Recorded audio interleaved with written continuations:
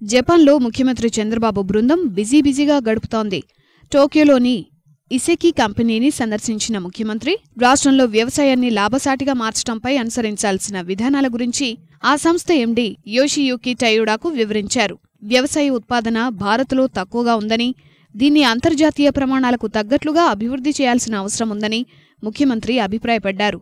మేలైన సాగు విధానాలను ఏ దేశంలో అనుసరించినా వాటిని తాము అందిపుచ్చుకోవడానికి సిద్ధంగా ఉన్నామన్నారు. Next year, we are confident India will grow at the rate of 7 to 8% minimum. Then afterwards, we will have a very fast track. That is how things are going to happen. In this background, I am having my vision. I wish to see Andhra Pradesh amongst the top 3 states in India by 2022, and by 2029 it will be a developed state with high happiness index. This is our vision. This is how I am moving. If you see here, limestone, granite, varieties, bauxite, natural gas, coal, beach sand. These are all the various mineral resources we are having in Andhra Pradesh. We want to go for value addition and also processing. Here if you see abundant water resources. There is a Krishna, there is a Godavari river, Pennar, Vamsadhara.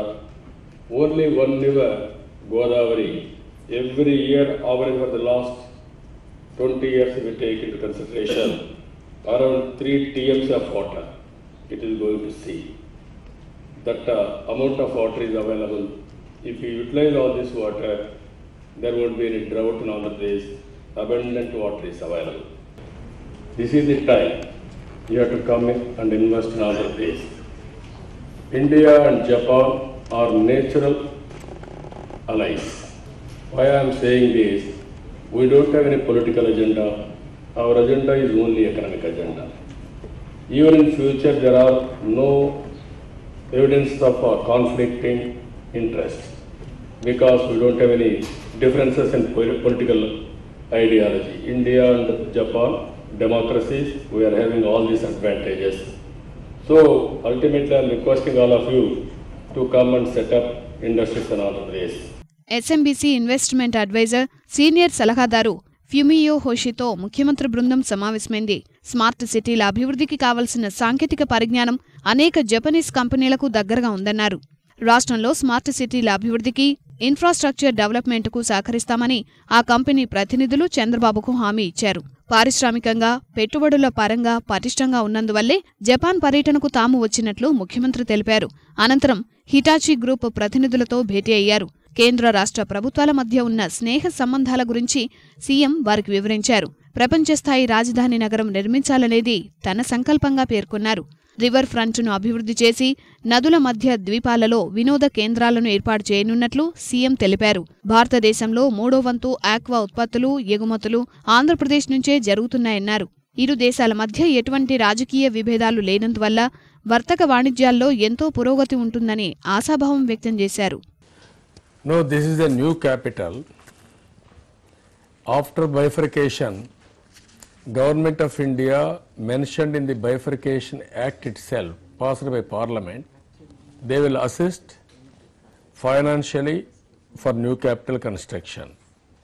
Now this is a rare opportunity to build a new capital for the country, for that matter for the state. Now we are going to build one of the best capital at for international standards. It will be the smart and also modern city and also beautiful city. Not only political capital, it will be dynamic economic capital, protecting environment and also ecosystems, all ecosystems for that matter. This is our plan. We are working in that. Singapore government, they are going to come forward to help us. We are working all details. At the appropriate time, we will give target lines. At the earliest, we are going to announce it. టోక్యోతో పాటు జపాన్లోని ప్రధాన నగరాల నిర్మాణం, అభివృద్ధికి సంబంధించిన వివరాలను ఆ దేశ ప్రతినిధులు చంద్రబాబు బృందానికి వివరించారు. ప్రణాళిక ప్రకారం ఎలా ముందుకు వెళ్లింది చెప్పుకొచ్చారు. ఆంధ్రప్రదేశ్లో జపనీస్ డెస్క్ను నెలకొల్పడమే కాకుండా ఇందులో జపాన్ భాష మాట్లాడే వారినే నియమించి త్వరితగతిన అనుమతులు వచ్చేలా చూస్తామని చంద్రబాబు స్పష్టం చేశారు.